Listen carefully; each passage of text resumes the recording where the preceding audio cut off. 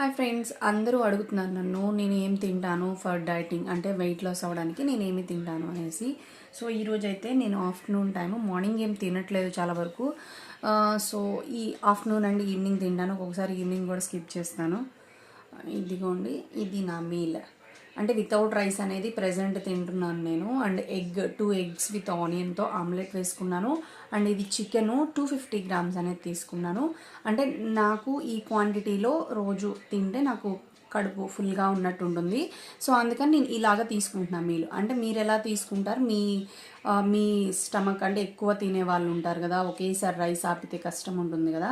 So కొంచెం కొంచెంగా rice ఆపి తర్వాత మీరు ఇలాగా ప్రోటీన్ తినడానికి ట్రై చేయండి.